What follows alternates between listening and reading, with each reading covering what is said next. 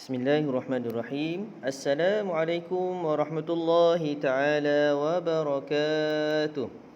Alhamdulillah, kita bersyukur kepada Allah Subhanahu wa taala pada hari ini kita bertemu kembali dalam kelas Al-Quran dan Fardu Ain dan secara PDPR, yang mana pada hari ini kita teruskan pelajaran ibadah. Pelajaran ibadah kita pada hari ini kita akan bincangkan berkenaan dengan perkara makruh dan membatalkan solat. Kita sambung sebelum ini dalam tajuk besar, iaitu berkenaan dengan solat fardu. Hari ini kita akan bincangkan berkenaan dengan apakah perkara makruh dalam solat. Makruh maksudnya benda yang tidak disukai oleh Allah untuk kita lakukan dalam solat. Dan yang kedua, perkara yang membatalkan solat, iaitu solat kita terbatal, maka kita kena solat, ulang balik solat. Okey, jom kita tengok murid-murid, apakah perkara yang pertama, iaitu perkara makruh dalam solat. Apa maksud makruh? Makruh ini, jika kita tinggalkan perkara ini, kita akan mendapat pahala di sisi Allah Subhanahu wa taala. Jika kita lakukan juga, jika kita lakukan tidak berdosa, walau bagaimanapun ia dikira perkara yang dibenci, tidak disukai oleh Allah Ta'ala bila kita lakukan dalam solat. Maka kalau kita tinggal, kita akan mendapat pahala di sisi Allah Subhanahu wa taala. Apa perkara makruh dalam solat, murid-murid?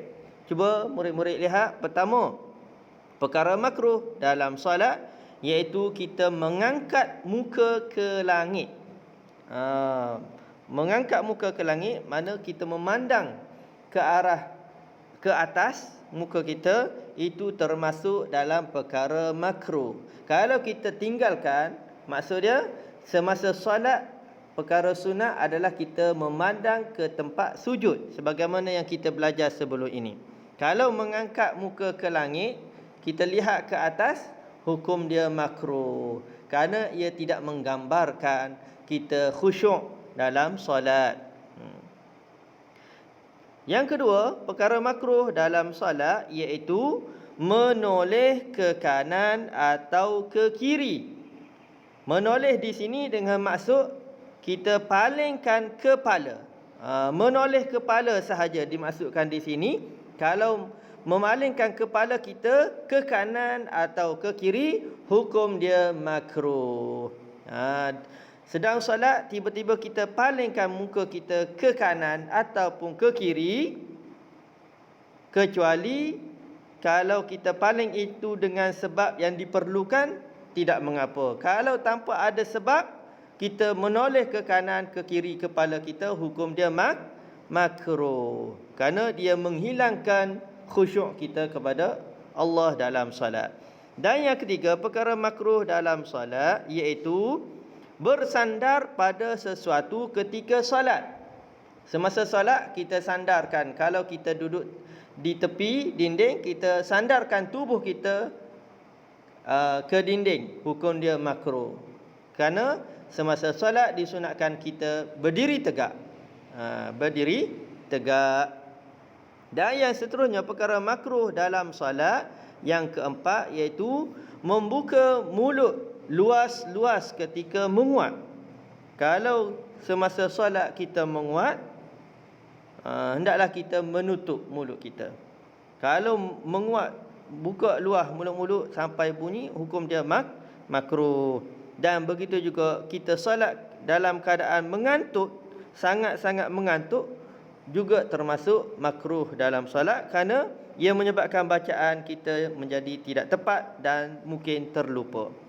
Seterusnya yang kelima, perkara makruh dalam solat iaitu menahan membuang air kecil atau besar. Kita tahan daripada nak kencing ataupun nak berak. Nak kencing ataupun nak berak ketika solat, hukum dia adalah makruh. Menahan juga termasuk dalam perkara makruh, iaitu menahan diri daripada kentut. Kenapa?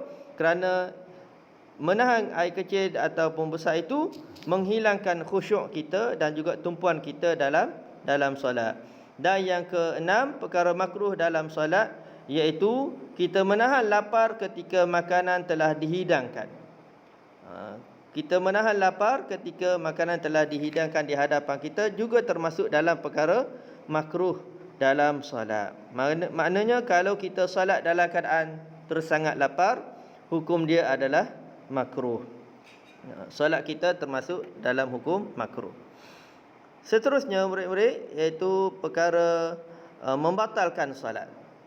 Maksud perkara membatalkan solat iaitu perkara ini jika dilakukan menyebabkan solat kita terbatal, hendaklah kita ulang balik solat tersebut. Apa perkara yang boleh membatalkan solat kita? Iaitu yang pertama, bila kita meninggalkan salah satu rukun solat. Sebagaimana kita belajar sebelum ini, rukun solat ada 13 rukun. Salah satu daripada rukun solat kita tidak laksanakan dalam solat kita, maka solat itu terbatal, maka dikendaki untuk mengulangi balik solat tersebut. Contoh, meninggalkan bacaan Al-Fatihah ataupun tidak rukuk, maka solat kita terbatal, hendaklah kita ulang balik. Yang kedua, murid-murid, iaitu perkara yang membatalkan solat kita bila mana dalam ketika kita solat itu terkena najis. Sama ada terkena najis pada anggota tubuh badan kita, ataupun najis itu terkena pada pakaian kita, ataupun najis itu terkena pada tempat solat kita. Ketiga-tiga keadaan tersebut, jika kita kena najis ketika solat, terbatallah solat kita. Hanya solat yang terbatal, maka maknanya kita kena ulang balik solat tersebut tanpa memerlukan untuk kita mengambil air sembahyang yang lain, yang baru. Yang kedua dan yang ketiga seterusnya, perkara yang batalkan solat iaitu bila mana aurat terbuka dengan sengaja. Sengaja kita buka aurat kita ketika solat, hukum dia solat kita terbatal. Solat kita terbatal. Jika tak sengaja buka solat, contohnya angin yang menyebabkan terbukanya solat kita, tapi mestilah segera kita tutup kembali. Jika tak sengaja aurat kita terbuka itu tetapi kita tidak tutup dengan segera, maka terbatal solat kita. Okey, itu yang ketiga. Yang keempat, menambah rukun fi'li dalam solat. Contohnya, kita tambah rukuk, sepatutnya satu kali, kita tambah sekali lagi. Ataupun menambah sujud 2 kali, kita tambah kali yang ketiga. Juga termasuk dalam perkara yang membatalkan solat. Dan yang kelima, iaitu makan dan minum dengan sengaja ketika solat. Kalau kita ada makanan dalam mulut kita di celah-celah gigi, kemudian kita telang makanan tersebut dengan sengaja, kita tahu makanan tersebut, maka itu juga boleh membatalkan solat kita. Dan yang keenam, iaitu perkara yang membatalkan solat, yang keenam, murtad, iaitu keluar dari agama Islam. Orang yang keluar daripada agama Islam, maka solat ia juga terbatal. Dan yang ketujuh, bergerak-gerak sebanyak 3 kali berturut-turut. Jika kita bergerak sebanyak 3 kali berturut-turut, maka solat kita terbatal. Jika bergerak 2 kali berturut-turut, tak terbatal lagi. Jika sampai 3 kali, maka solat kita terbatal. Contohnya berjalan, jalan solat 3 kali berturut-turut. Langkahan 1, langkah kedua, langkah ketiga, terbatal solat kita. Terbatal solat kita. Ataupun tangan kita bergerak sebanyak 3 kali berturut-turut, juga boleh menyebabkan solat kita terbatal. Dan yang ke-8, perkara yang membatalkan solat iaitu berpaling dada dari arah kiblat. Tadi kita sebut perkara yang makruh dalam solat bila berpaling kepala ataupun muka dari arah kiblat, makruh. Tapi perkara yang membatalkan solat jika berpaling dada, tubuh badan kita berpaling dari arah kiblat, juga boleh membatalkan solat. Dan yang ke-9, semua perkara terbatalnya wuduk. Ketika solat, wuduk kita terbatal. Jadi semua perkara yang membatalkan wuduk boleh menyebabkan terbatalnya solat. Ketika solat kita terkentut. Kentut adalah perkara yang membatalkan solat, maka membatalkan wuduk, maka solat juga terbatal.